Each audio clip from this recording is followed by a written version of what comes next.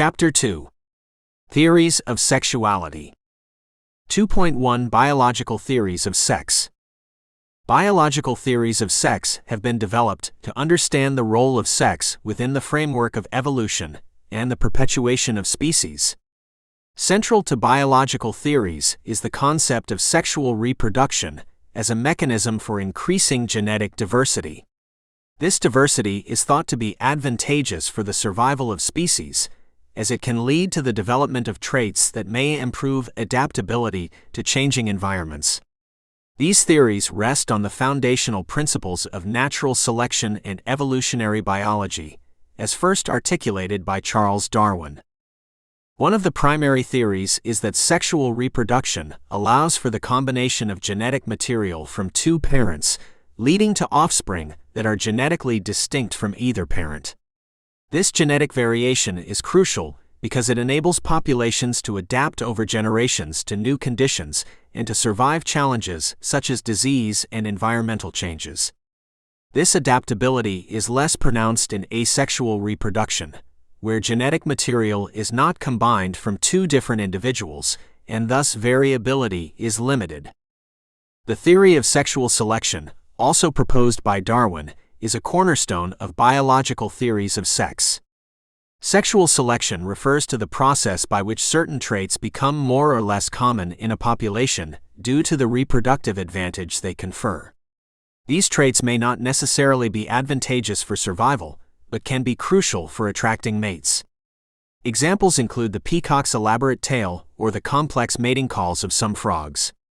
Such traits evolve because they are favored by the opposite sex, not necessarily because they enhance survival.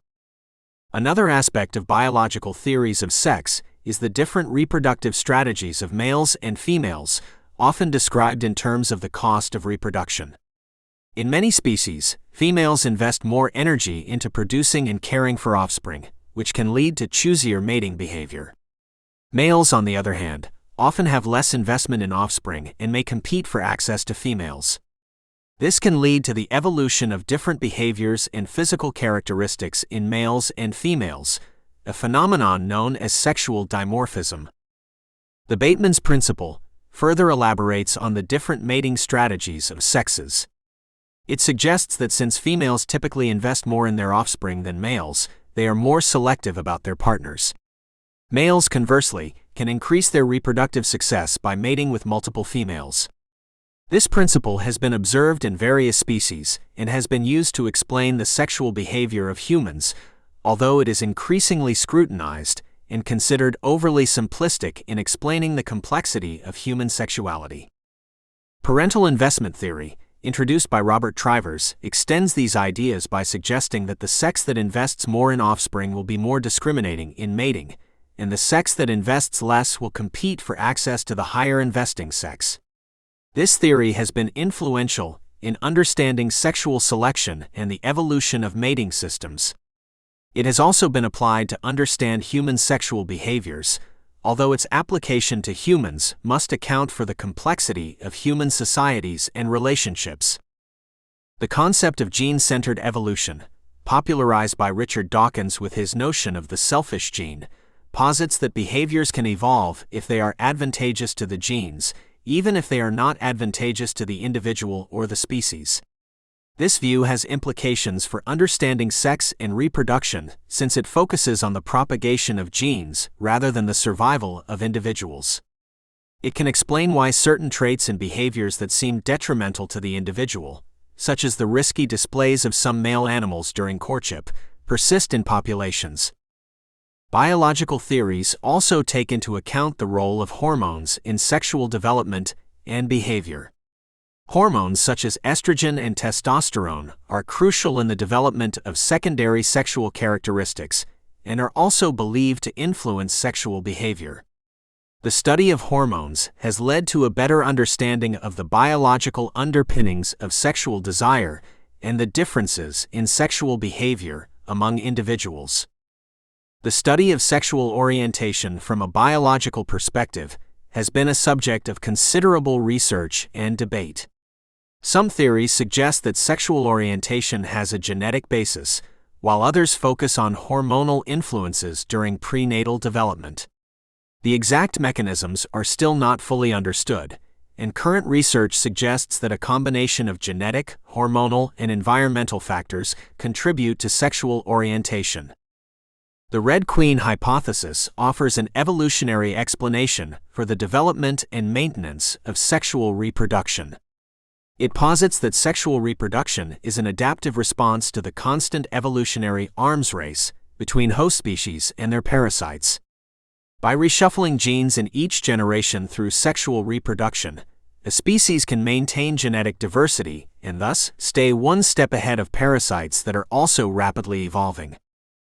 Biological theories of sex provide a framework for understanding the evolutionary significance of sexual reproduction and its impact on the behavior and development of species.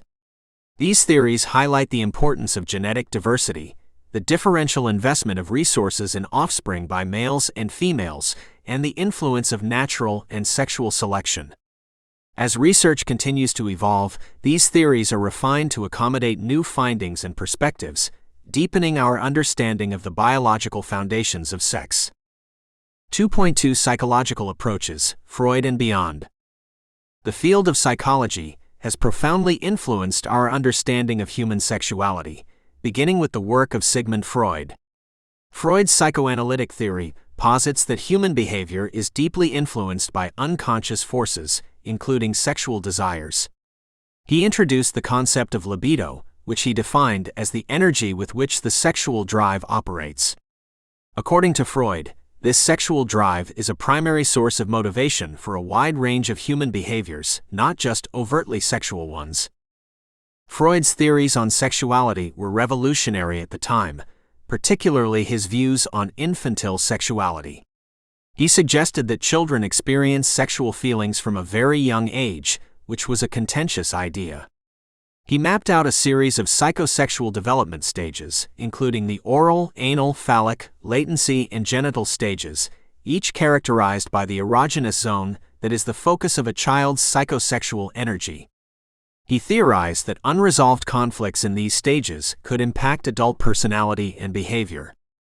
The Oedipus complex is another one of Freud's well-known concepts, suggesting that during the phallic stage, a boy experiences unconscious sexual desires for his mother and hostility towards his father. Freud believed that navigating these feelings was a key part of male psychosexual development. For girls, he proposed the analogous Electra complex, though his theories on female sexuality were criticized for being less developed and more influenced by the gender biases of his time. Freud's ideas have been widely debated and critiqued, yet they remain influential. They open the door for the consideration of sexuality as a fundamental part of human psychology and personal identity.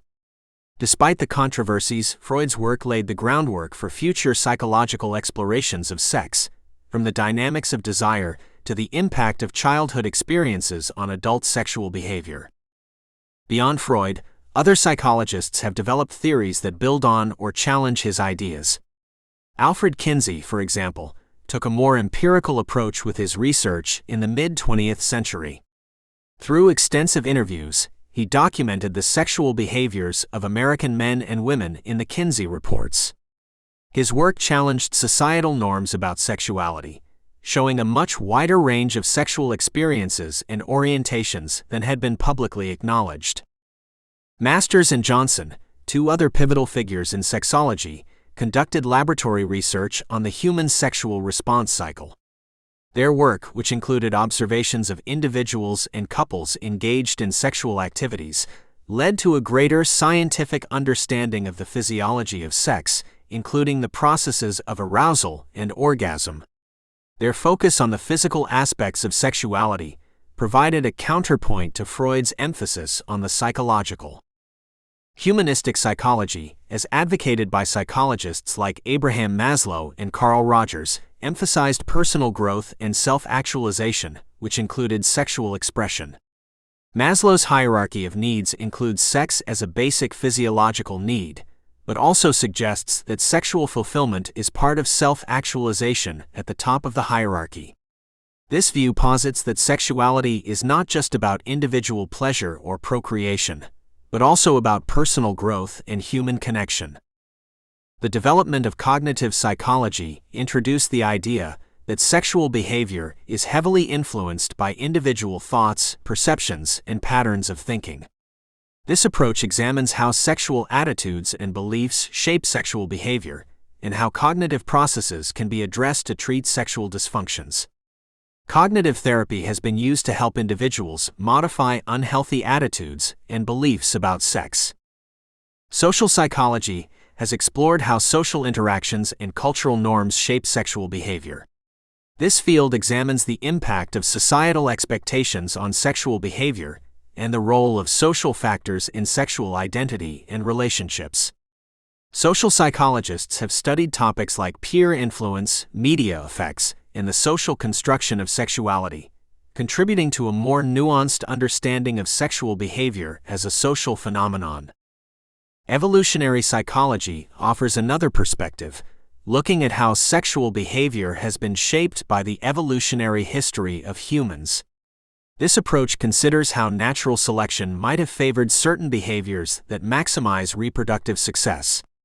It also explores how evolutionary pressures could explain current sexual behaviors, such as mate selection and sexual competition. Finally, contemporary psychology continues to explore the complexities of sexual orientation and gender identity. Researchers are moving beyond Freud's binary views of sexuality and gender to a more fluid understanding that encompasses a spectrum of experiences and identities.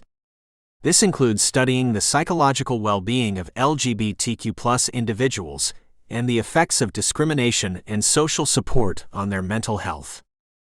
Psychological approaches to human sexuality have evolved significantly since Freud's time. The field has expanded to include a variety of theoretical perspectives and methodologies, from empirical research to the study of social and cognitive influences on sexual behavior. As our understanding of human psychology deepens, so too does our grasp of the intricate ways in which sexuality is woven into the fabric of our lives, influencing not only who we are attracted to, but also how we see ourselves and interact with the world around us. 2.3 The Kinsey Scale in Modern Sexology.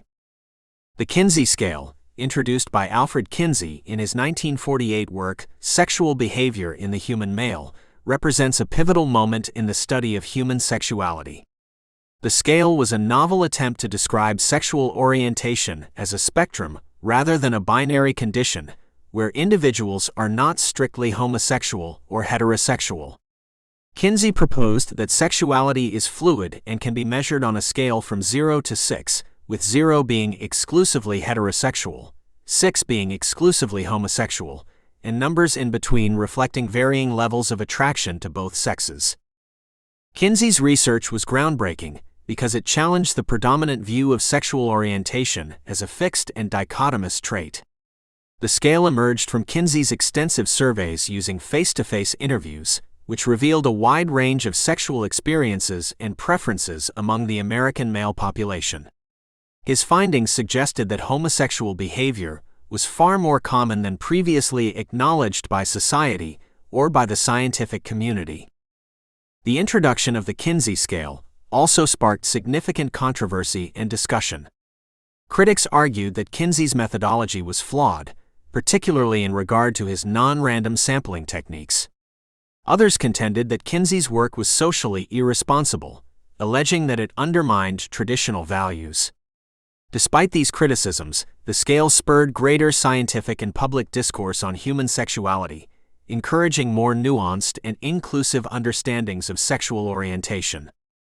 Kinsey's subsequent research, Sexual Behavior in the Human Female, published in 1953, further expanded on these ideas. It revealed that women also exhibited a range of sexual behaviors and orientations, challenging the widely held belief that women were naturally less sexual than men. This work was particularly impactful as it addressed the societal double standard regarding male and female sexuality and contributed to the sexual liberation movement. The Kinsey scale's influence extended beyond academia. It had social implications, contributing to the growing movement for LGBTQ+ rights. By providing a scientific basis for the normalcy of same-sex attraction, Kinsey's work helped to destigmatize homosexuality and provided support for the argument that sexual diversity was a natural part of human variation. Modern sexology, building on Kinsey's foundation, has continued to explore the complexity of human sexuality. Researchers have developed more nuanced models that account for more than just sexual behavior and attraction. These models often include components such as romantic attraction, emotional preference, and self-identification, acknowledging that sexuality is multifaceted and individualized. The work of subsequent sexologists like Masters and Johnson, as well as John Money, introduced new dimensions to the understanding of sexuality. Masters and Johnson's research on the human sexual response cycle, for instance, was instrumental in the development of sex therapy as a way to treat sexual dysfunctions. John Money's work further introduced the concept of gender identity as distinct from biological sex, opening up new areas of inquiry into the nature of gender and sexual orientation. The field of sexology today encompasses a wide array of research areas, including the biological, psychological, and socio-cultural aspects of sexuality. Sexologists study topics ranging from the development of sexual orientation to the dynamics of sexual relationships. The field is interdisciplinary, drawing on methodologies from across the social sciences and humanities to gain a more comprehensive understanding of sexuality. Sexology in the modern era also confronts the impact of technology on sexuality. The proliferation of internet pornography, cybersex, and online dating has changed the landscape of sexual experience and expression. Researchers are examining how these technologies affect sexual behavior, relationships, and the formation of sexual norms. Current research in sexology often focuses on issues of sexual health and well-being. This includes the study of sexually transmitted infections, contraceptive use, and sexual education. Sexologists work to develop interventions that promote safe and fulfilling sexual lives, advocating for policies that support sexual health across diverse populations. The legal and ethical dimensions of sexology are also of growing interest. This includes the rights of sexual minorities, sex workers, and individuals with atypical sexual interests. Modern sexologists often engage in advocacy work, using their research to inform public policy and to challenge discrimination based on sexual orientation, gender identity, and sexual behavior.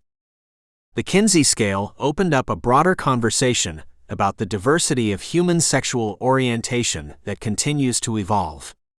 Modern sexology has expanded upon Kinsey's initial insights, exploring the intricate ways in which biology, psychology, and social context influence sexual behavior and identity. As the field advances, it remains committed to understanding the complexities of sexuality, advocating for sexual health, and promoting the acceptance of sexual diversity. 2.4 Queer theory and the spectrum of sexuality. Queer theory emerged in the early 1990s as a field of critical theory that challenges the normative definitions of sexuality and gender. It draws from various disciplines, including feminism, post-structuralism, and gay and lesbian studies. Queer theory posits that identities are not fixed but rather fluid, and that sexuality is a spectrum that encompasses a wide range of identities and practices that are socially constructed. This theoretical approach questions the binary categorization of gender and sexuality, such as male versus female and homosexual versus heterosexual, that have traditionally dominated Western thought. Queer theorists argue that these binaries are restrictive and do not account for the complexities of individual identity. They suggest that our understanding of sexuality should include the diverse ways in which people experience attraction, desire, and love. One of the foundational texts for queer theory is Judith Butler's Gender Trouble, published in 1990. Butler's work proposes that gender is performative, meaning that it is created through repeated actions and behaviors that conform to societal norms. This perspective implies that gender and sexuality are not innate traits, but are performed based on the cultural scripts available to individuals within their society. Queer theory also critiques the notion of essentialism, which is the idea that there are essential attributes of men and women or of particular sexual orientations. Instead, queer theorists argue for the concept of performativity and fluidity in identity, suggesting that people have the capacity to challenge and change the norms that define their gender and sexuality. This view opens the door to a more inclusive understanding of diverse experiences. The influence of queer theory extends beyond academic discourse and into activism. Queer activists have used the insights from queer theory to challenge discriminatory laws and practices, advocate for the rights of LGBTQ+ individuals, and create more inclusive social spaces. The theory provides a framework for understanding the intersections of sexuality, gender, race, and class, and for questioning the systems of power that maintain inequality. Queer theory has also contributed to a re-evaluation of history. Queer theorists examine historical documents, literature, and art to uncover the ways in which queer identities have been expressed, often covertly, throughout history. This approach provides a richer, more nuanced understanding of the past and highlights the fluidity of sexual identity over time. In the realm of education, queer theory has encouraged the development of curricula that challenge traditional narratives about sexuality and gender. It promotes teaching that is inclusive of LGBTQ+ experiences and that questions the assumptions underlying heteronormative education. This approach aims to create a more equitable and open educational environment for all students. Queer theory's impact on popular culture is also notable. Television, film, and literature have increasingly depicted a wider range of sexualities and gender identities. This shift reflects the influence of queer theory in reshaping societal attitudes toward gender and sexuality, making it more acceptable to portray and celebrate diversity. Despite its contributions, queer theory faces criticisms, such as being overly abstract and inaccessible to the general public. Critics argue that its complex jargon and dense theoretical concepts can be alienating, potentially limiting its impact on broader social change. Furthermore, some activists believe that the focus on deconstructing identities may detract from the practical goals of achieving political and social equality. Queer theory continues to evolve as it engages with contemporary issues. The rise of digital media and the Internet has created new spaces for the exploration of queer identities and communities. Queer theorists are interested in how these technologies affect the formation of identity and the possibilities they offer for activism and connection. Queer theory offers a critical framework for understanding the complexity and fluidity of sexuality. It challenges conventional categories and opens up new ways of thinking about identity and desire. As society's views on sexuality continue to evolve, queer theory provides valuable insights into the ways in which cultural norms can be questioned and transformed. It remains an influential and evolving field that has significant implications for both academic scholarship and social activism. 2.5 Feminist Perspectives on Sex. Feminist perspectives on sex have been instrumental in reshaping conversations about sexuality, gender, and power. Feminism, with its varied waves and schools of thought, has long contended with the politics of sex, examining the ways in which sexual norms and behaviors are influenced by and reinforce gender inequalities. Feminists have critiqued the structures that have historically positioned men and women unevenly in sexual relationships, and have advocated for a sexual liberation that is inclusive of women's perspectives and experiences. The first wave of feminism, which focused largely on women's suffrage and legal inequalities, set the stage for subsequent feminist engagement with sexual issues. However, it was during the second wave in the mid-20th century that sex became a prominent topic of feminist discourse. This era saw feminists openly challenging the patriarchal control of female sexuality, critiquing everything from the institution of marriage to the sexual double standard that valorized male promiscuity while stigmatizing female sexual expression. One of the key contributions of feminist theory to the understanding of sex is the concept of the personal being political. Feminists argued that issues previously considered private, including sexual violence, reproductive rights, and domestic labor, were deeply political and rooted in power structures. This politicization of the personal led to widespread activism and changes in laws and policies, such as the criminalization of marital rape and the introduction of workplace protections against sexual harassment. Feminists have also problematized the portrayal of women in media and popular culture, which often reflects and perpetuates harmful stereotypes. The objectification of women's bodies, the glamorization of thinness, and the portrayal of women as passive sexual objects have all been targets of feminist critique. Feminists argue for representations that are more diverse and realistic, reflecting women's autonomy, agency, and varied experiences of sexuality. Central to feminist perspectives on sex is the issue of consent. Feminists have been at the forefront of articulating the necessity of enthusiastic and informed consent in all sexual encounters. They posit that consent cannot be assumed or coerced, and that it is an ongoing process rather than a one-time agreement. This focus on consent aims to foster sexual interactions that are respectful, reciprocal, and pleasurable for all parties involved. Feminist theory has also engaged with the intersectionality of sexuality, recognizing how race, class, sexuality, and other social categories intersect to shape individual experiences. Women of color, queer women, and women from different socioeconomic backgrounds face unique challenges and oppressions related to their sexuality. Feminist scholars like Bell Hooks and Kimberlé Crenshaw have been critical in highlighting these intersections and advocating for a feminism that is inclusive of all women. The third wave of feminism, emerging in the 1990s, brought a reclamation of aspects of sexuality that had previously been stigmatized. This wave embraced the idea of sexual empowerment, with feminists asserting their right to engage in and enjoy sexual activity without shame or judgment. They also sought to reclaim derogatory terms and symbols of female sexuality, turning them into icons of empowerment. Feminist perspectives on sex have extended to the realm of sex work.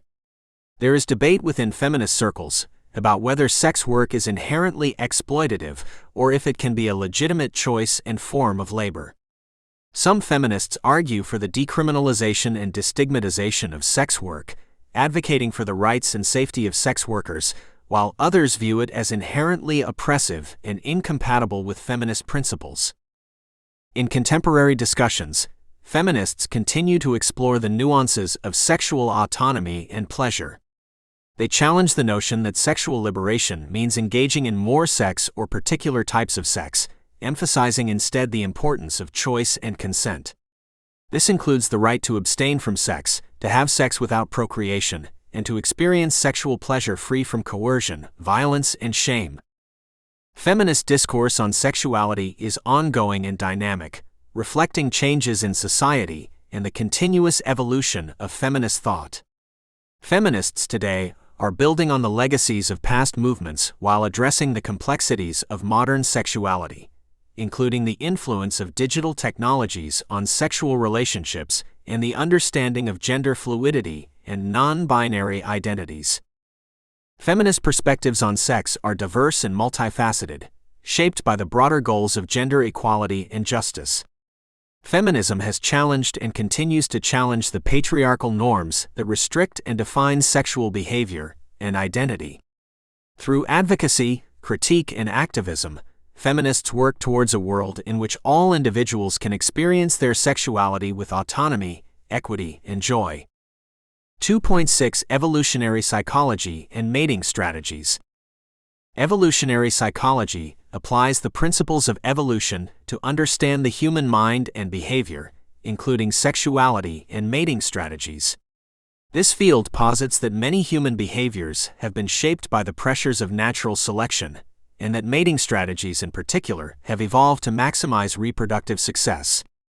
Evolutionary psychologists study how ancestral environmental conditions have influenced the development of behaviors that aid in the survival and propagation of our genes. One of the central concepts in evolutionary psychology is that of mating strategies, which vary between species and within human societies. These strategies can be categorized broadly into short-term and long-term mating. Short-term strategies often emphasize the quantity of sexual encounters and may involve behaviors such as promiscuity or competition for multiple partners. Long-term strategies, on the other hand, focus on the quality of the mating relationship, prioritizing stable partnerships and often involving substantial investment in offspring. In humans, these strategies manifest in complex and diverse ways. For instance, men have been theorized to have evolved a tendency towards a desire for a larger number of sexual partners than women, due to the lower biological investment required for producing offspring. Women carrying a higher reproductive cost are posited to be more selective in partner choice, looking for cues that signal the ability and willingness to invest resources in the offspring. Parental investment theory, which is a cornerstone of evolutionary psychology, suggests that the sex that invests more in offspring, typically females in many species, including humans, will be more selective in mating. In contrast, the sex that invests less, typically males, competes for access to the higher investing sex. This theory has been used to explain a range of human behaviors, from jealousy and mate guarding to courtship displays and the pursuit of physical attractiveness. Mating preferences are another area of interest in evolutionary psychology. It is suggested that certain traits are universally sought after in mates because they signal underlying genetic fitness. For instance, physical traits such as symmetry and youth in women can be indicators of fertility, while resources and social status in men may signal the ability to provide for offspring. These preferences are thought to have evolved to increase the likelihood of reproductive success. However, evolutionary psychology also recognizes that human mating strategies are influenced by cultural, social, and individual factors, which can lead to a great variety in mating behaviors. For example, what is considered attractive or desirable can vary greatly across cultures and historical periods, indicating that societal norms also play a significant role in shaping sexual behavior. Sexual jealousy is another behavior that evolutionary psychologists study, often interpreting it as an adaptive strategy to prevent infidelity and ensure paternity certainty. Jealousy can lead to behaviors that protect the relationship, or negatively, to controlling or violent behaviors. While these interpretations can be contentious, they offer a lens through which to examine the complex emotional responses related to sexual and romantic relationships. Evolutionary psychology also provides insights into the development of sexual orientation. While the evolutionary benefits of heterosexuality in terms of reproduction are clear, the persistence of homosexuality presents an interesting question. Several hypotheses have been proposed, including kin selection and the idea of a gay uncle who assists with the rearing of relatives' offspring, thus enhancing the survival of shared genes. Critics of evolutionary psychology caution that its theories can be difficult to test and are sometimes based on speculative reconstructions of ancestral environments. There is also the risk of falling into deterministic thinking, where complex human behaviors are overly simplified and attributed solely to evolutionary pressures, ignoring the significant impact of environment and culture. Furthermore, there is the ethical consideration of how evolutionary explanations of sex and mating strategies can influence societal norms and perceptions. It is important to avoid using such explanations to justify harmful or discriminatory behaviors or to perpetuate gender stereotypes that may limit the expression of individuality and equality. Evolutionary psychology offers a framework for understanding the development of human sexual behavior and mating strategies. While acknowledging the biological underpinnings of these behaviors, it is crucial to also recognize the role of environment, culture, and personal choice in shaping human sexuality. The field continues to evolve as new research sheds light on the intricate interplay between our evolutionary past and the diverse ways in which we express sexuality in the modern world. 2.7 Cultural Theories of Sexuality. Cultural theories of sexuality examine how sexual norms, behaviors, and identities are shaped by societal influences. They suggest that sexuality is not solely a biological or natural phenomenon, but is largely constructed through cultural processes. This perspective emphasizes the role of language, symbols, laws, and social practices in the formation of sexual norms and the ways individuals experience their sexuality. At the heart of cultural theories is the belief that sexuality is a social construct. This concept argues that what a society deems to be normal or abnormal in terms of sexuality is a product of historical, political, and social forces rather than innate truths.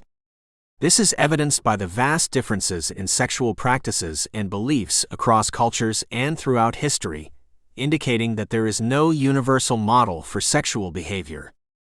Cultural theorists often explore how power dynamics within a society affect sexual norms. Michel Foucault, a French philosopher and social theorist, argued that power and knowledge are intertwined, and that discourses on sexuality are a means by which power is exercised over individuals. According to Foucault, the rise of the modern state and the medical establishment brought sexuality under scrutiny, leading to the classification and regulation of sexual behaviors. Religion plays a significant role in shaping cultural attitudes towards sexuality. Many religions have specific doctrines pertaining to sexual conduct, marriage, and gender roles. These teachings can profoundly influence the sexual lives of individuals, and often shape the laws and social policies related to sexuality. The influence of religion demonstrates how deeply cultural beliefs are embedded in individuals' understandings of sexuality. Media and technology are also powerful shapers of cultural norms around sexuality. Through film, television, music, and the internet, certain images and narratives about sexuality are promulgated and normalized. The media not only reflects cultural values, but also helps to create and change them, playing a critical role in how sexuality is perceived and discussed within a society. Education systems are a primary means by which cultural norms regarding sexuality are transmitted to younger generations. What is taught about sexuality in schools and what is omitted reflects broader societal values and shapes young people's understanding of sex. Cultural theories of sexuality therefore emphasize the importance of comprehensive sex education that includes diverse perspectives and promotes a healthy and inclusive understanding of sexuality. Gender is a significant focus within cultural theories of sexuality. Theories of gender performativity, for instance, suggest that gender identity is enacted through repeated behaviors rather than being a fixed attribute. This understanding challenges traditional notions of gender and has implications for how sexual identities and roles are constructed and experienced. Cultural theories also address the intersectionality of sexuality, recognizing that individuals' experiences of sexuality are influenced by their race, class, gender, and other social identities. This approach acknowledges that there is no single experience of sexuality, but rather a multitude of experiences that are shaped by various intersecting factors. Globalization has led to the cross-cultural exchange of sexual norms, complicating the landscape of cultural theories of sexuality. As different cultures interact, there is a blending and clashing of beliefs and practices. This global exchange can lead to the adoption of new sexual identities and behaviors, but can also result in cultural conflicts and the imposition of one culture's norms over others. The cultural construction of sexuality has significant implications for social policy and law. Debates on issues such as same-sex marriage, reproductive rights, and the decriminalization of sex work are deeply influenced by cultural beliefs about sexuality. Cultural theories highlight the need for policies that recognize the diversity of sexual experiences and promote rights and justice.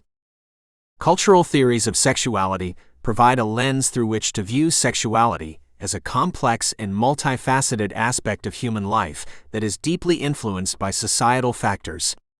These theories challenge us to question assumptions about what is natural or normal, and to recognize the ways in which our understanding of sexuality is shaped by the cultural context in which we live. As cultures continue to evolve and interact in an increasingly globalized world, the cultural theories of sexuality will remain crucial for understanding and navigating the changing landscape of human sexuality. 2.8 Intersectionality and Sexuality. Intersectionality is a conceptual framework that recognizes the multiple facets of identity that intersect to shape individual experiences, including sexuality. This term, coined by Kimberlé Crenshaw, asserts that factors such as race, gender, class, and sexuality do not exist independently of each other, but interrelate to form a complex matrix of oppression and privilege. In terms of sexuality, intersectionality suggests that an individual's experiences and identity are profoundly influenced by their various social identities and the societal structures that interact with them. The application of intersectionality to sexuality allows for a more nuanced understanding of how sexual identities are experienced differently by individuals based on their other social categories. For example, the experience of a Black lesbian woman is shaped not just by her sexuality, but also by her race and gender, each of which carries its own set of societal expectations and prejudices. Intersectionality challenges the notion that sexual identity can be understood in isolation from other identity categories. Intersectionality has been particularly important in highlighting the unique challenges faced by individuals who belong to multiple marginalized groups. For instance, queer people of color may face discrimination that is both homophobic and racist, creating a unique set of challenges that are not fully addressed by considering racism or homophobia alone. Intersectionality calls attention to the need for an inclusive approach to activism and policy making that considers these overlapping forms of discrimination. In the realm of healthcare, intersectionality is critical in understanding the disparities in sexual health outcomes among different populations. Socioeconomic status, for example, can affect access to sexual health services and information, leading to disparities in rates of sexually transmitted infections and access to reproductive care. Understanding these intersecting factors is essential to developing effective public health interventions that address the needs of diverse populations. Intersectional analysis has also been used to critique mainstream feminist movements, which have historically been dominated by the concerns of middle-class white women. By applying an intersectional lens, activists and scholars have called for a feminism that is more inclusive of the experiences and needs of women of color, transgender women, and women from different socioeconomic backgrounds. The intersection of sexuality and disability is another area where intersectional analysis is vital. People with disabilities often face stereotypes and misconceptions about their sexual desires and capabilities. An intersectional approach to sexuality and disability considers how ableism intersects with other forms of discrimination to shape the sexual experiences of individuals with disabilities. In the context of global issues, intersectionality helps to understand how sexuality is influenced by cultural imperialism and globalization. For example, Western concepts of LGBTQ+ identities may not translate directly to other cultural contexts, where local understandings of sexuality may be quite different. An intersectional approach recognizes the complexity of these cross-cultural interactions and the importance of respecting local definitions and expressions of sexuality. The legal system is another area where intersectionality is important for understanding sexuality. Laws and policies that affect sexual rights often have different implications for people depending on their intersecting identities. For example, same-sex marriage laws may not address the specific needs of same-sex couples who are also racial minorities or who live in poverty. Education is a crucial arena for applying intersectionality to sexuality. Sexual education programs that do not take into account the diverse backgrounds and experiences of students may fail to address the specific questions and concerns of marginalized groups.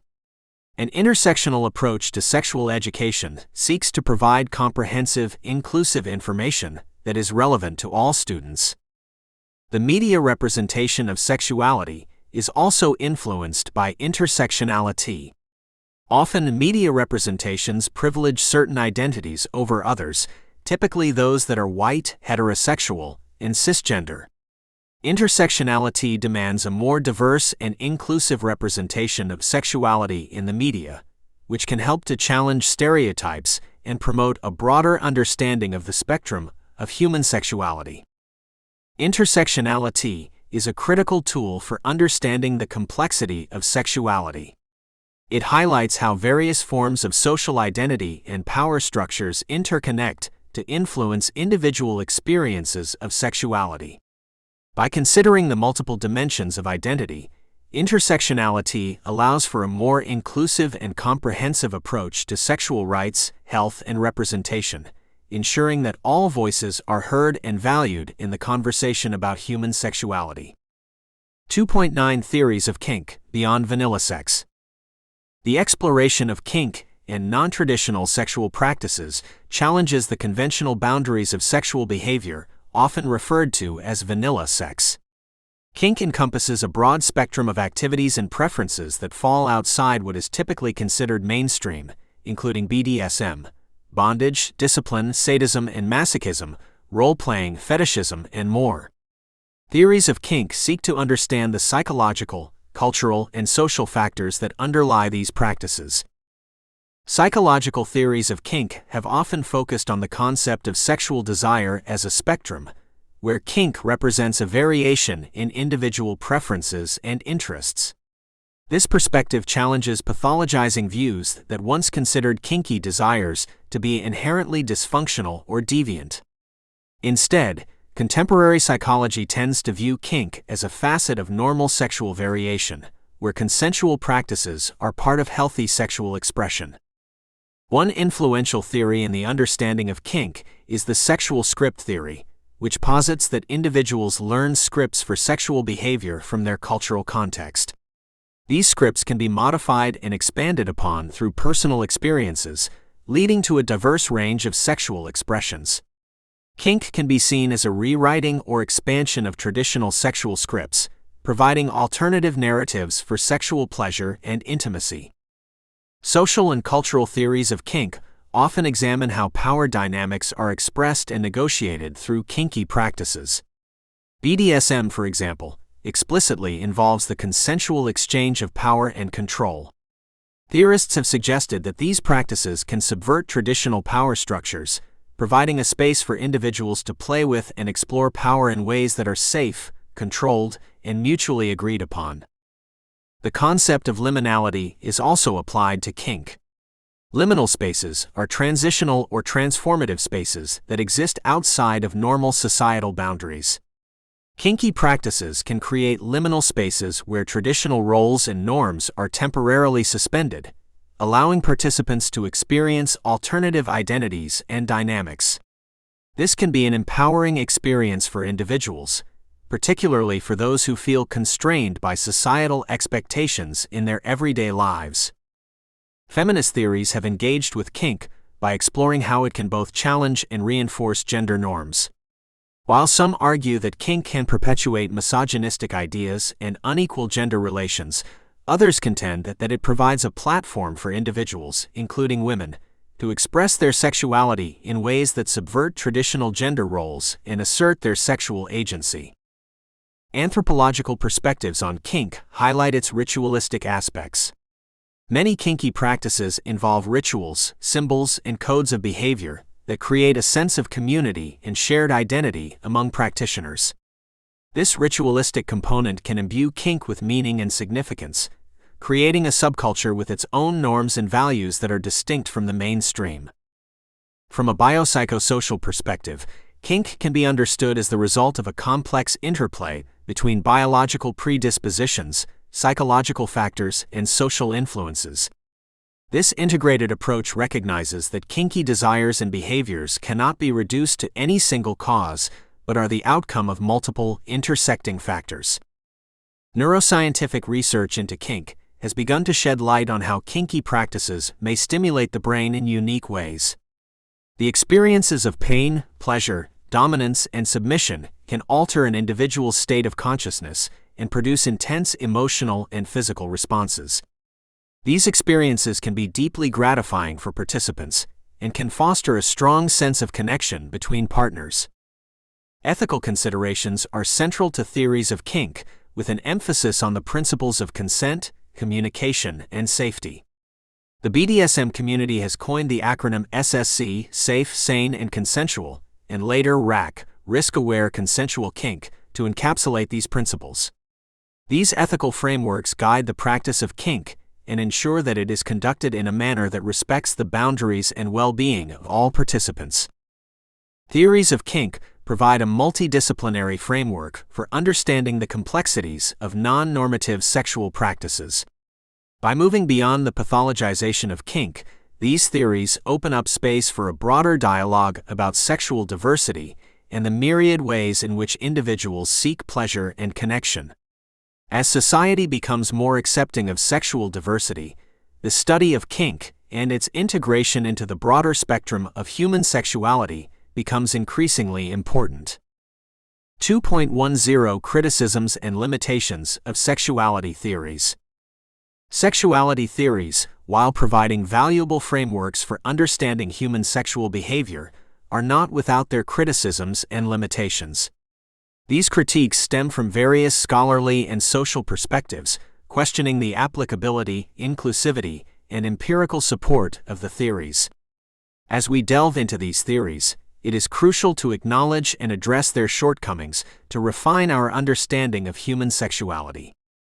One prominent criticism of sexuality theories, particularly those developed in the early 20th century, is their heavy reliance on Western, heteronormative assumptions.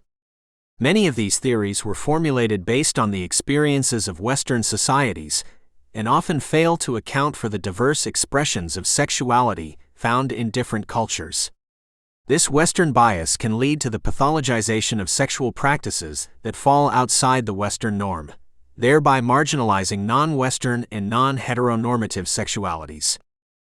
Another common criticism concerns the historical context in which some sexuality theories were developed.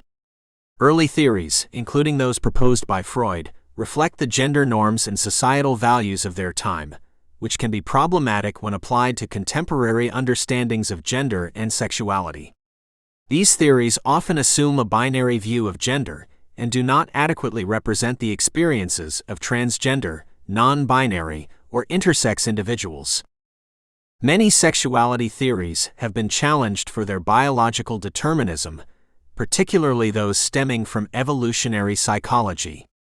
Critics argue that these theories often reduce complex human behaviors to simple reproductive imperatives, overlooking the influence of social, environmental, and cultural factors.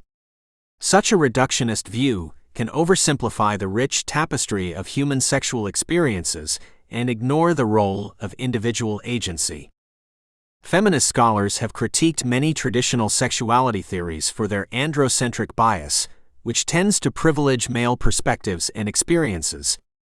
For instance, Freud's notion of penis envy has been widely discredited for its misogynistic implications and lack of empirical evidence.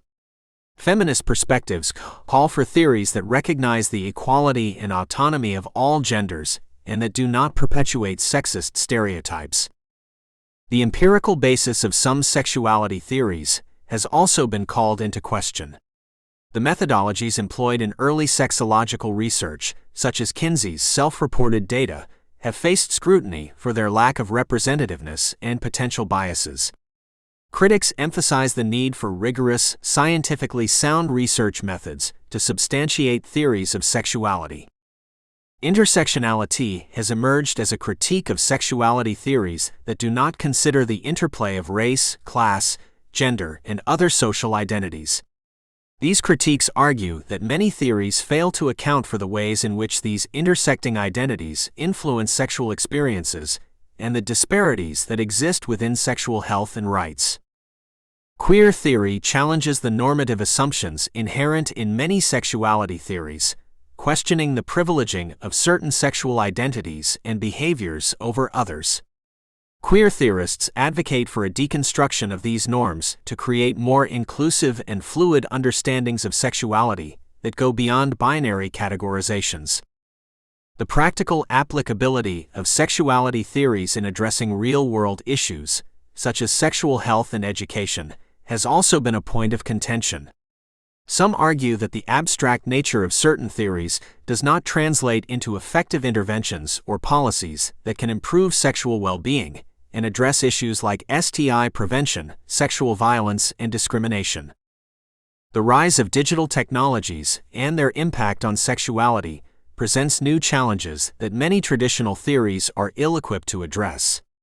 Theories developed in a pre-digital age may not adequately explain the complexities of online sexual behaviors, such as the use of dating apps, cybersex, and the consumption of internet pornography. While sexuality theories have provided foundational knowledge and sparked important conversations, they are not without their flaws. Ongoing critique and reassessment are necessary to ensure that these theories evolve with changing societal understandings and continue to contribute to a holistic and inclusive understanding of human sexuality. It is through the recognition of these criticisms and limitations that the field of sexology can advance and more accurately reflect the diversity of human sexual experiences.